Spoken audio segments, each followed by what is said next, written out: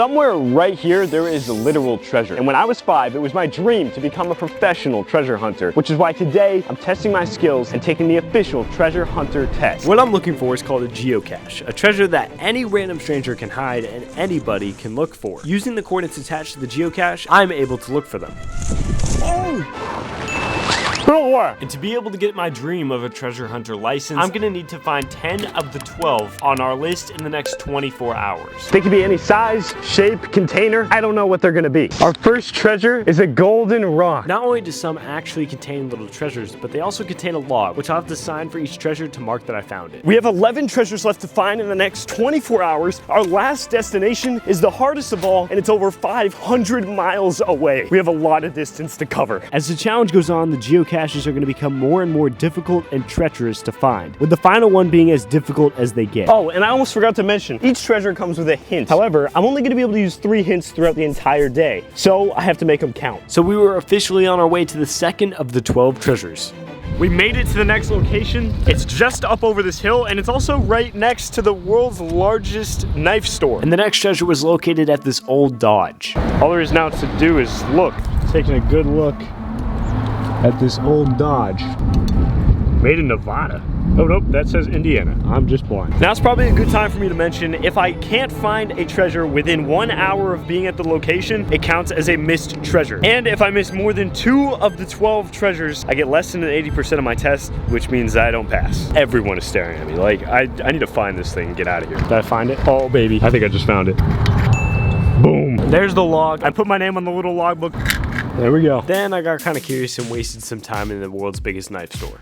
I had to know what was in there. $249 for a knife? Are you serious? What in the world? Okay, this is dangerous now. The next treasure is over 50 miles away, so we gotta go ahead and get moving. The next one was at a rest stop on the interstate. The geocache itself is located somewhere over here. However, first, since we're at a rest stop, I figured I'd make use of our time and go ahead and go to the bathroom. Got done with the bathroom. Now we gotta go look for this treasure. We're gonna pull up the GPS and see where it is. It's 500 feet away. Should be right down in here somewhere. I'm literally on the interstate in Tennessee, and I'm looking for treasure up here. Supposedly it's like right in here. What the fudge? Oh, no way. Is that it right there? Did I just find it? Look at that, official geocache. Okay, yep.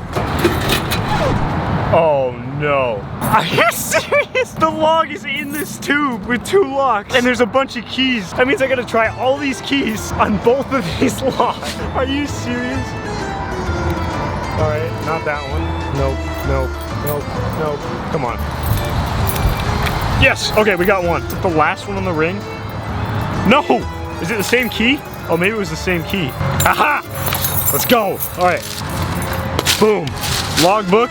All right, there we go. We officially signed the logbook. We're on the side of an interstate, and that's number 3 of 12, baby. Let's go. Our next treasure is 25 miles away, but this one, it's in the city. Holy crap, look at this mural. It's kind of fun. You never know what kind of area you're gonna get yourself into when you do these. Dude, what is happening? I'm scared. My legs are literally shaking right now. Extreme treasure hunting for real, for real. I believe it is right there somewhere. Right over here somewhere? Oh, is that it? That's so cute. Act natural, they've spotted us. To other people, it may just look like a street decoration, but no, this is literally the geocache. So I don't know where my 3 little hoodlums are hiding in the logbook. Smile, you're on camera. Silly goose, I already knew that. All right, let's go rob the store. Okay, I really don't know where this thing is. I don't see anything. I'm like checking the rock wall and stuff. I was thinking at first maybe one of these bricks could move or something. It's definitely not back here, right? It's not one of these, like none of these come up or anything. It's not this pen, is it? I'd say it's probably not that pen. Are these like, they pull off.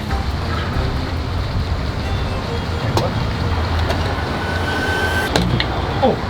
Oh! I found it. I got his head. I decapitated him, guys. What have I done to my poor man?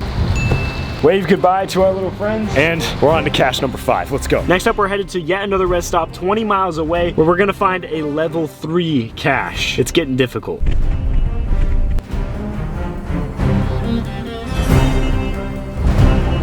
I went over this bridge to come over here. I have to go back across the bridge and stop on the side of the road and look for it. I'm literally on the side of the interstate right now. The cache is like supposed to be right here, I guess. Are you? No, there's no way. This one's called Welcome Tennessee, so I had to wear my cowboy hat. How do I hit this now? Oh, just like that. Okay, that wasn't that hard. Guys, I have a box. All right, well, I guess we got it. What is happening right now? We're gonna find a spot to sign. All right, here we go.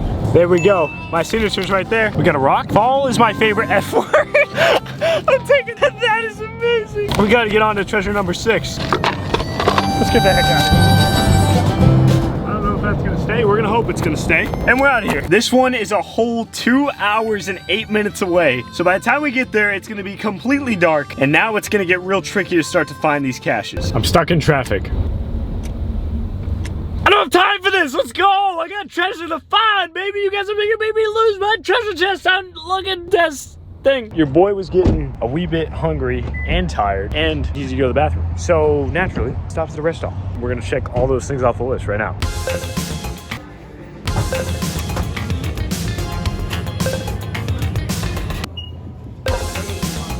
A good treasure hunter needs food. So that's what I'm doing. I'm eating. Yep, that's it. After that, it was off to the next treasure. We just arrived at the location for the next geocache, and I'm literally in the middle of nowhere in Virginia right now. If I'm gonna be treasure hunting at night, I need some gear for that. So, of course, considering it is literally 37 degrees out right now, I picked up some gloves for us. There we go. Next, I got this massive flashlight.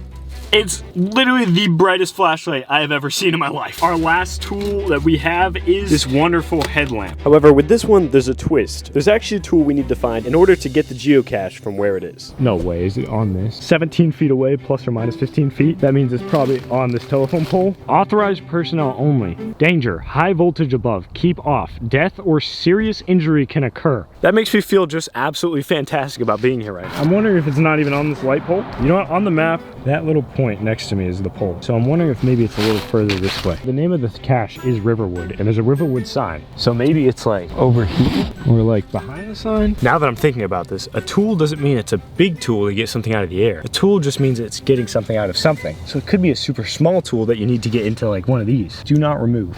What if this comes off?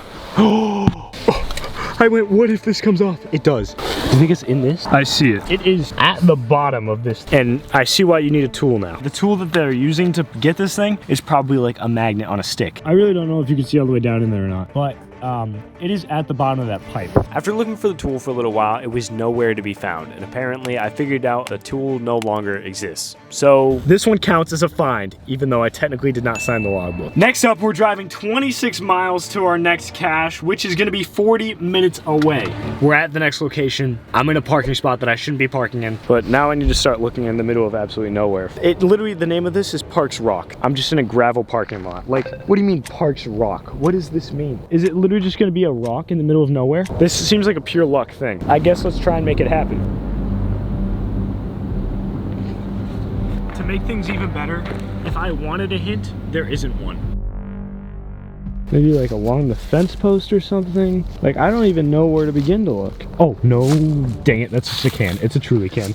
I swear I thought that was it for a second. Any park rocks on this fence post here? Any rock that looks like a park? Anything at all. So I continued looking at every single rock in this massive field of gravel rocks. I don't know what I was, like, this isn't gonna happen. I found an old piece of metal. Is it this rock right here? That's a rock. Now I'm just in the middle of the woods. It looks like I just stopped for a break. I found a couple things, so I'm gonna start flipping them on camera. I got a bottle. Oh, we don't need to talk about that one. I got a rock here.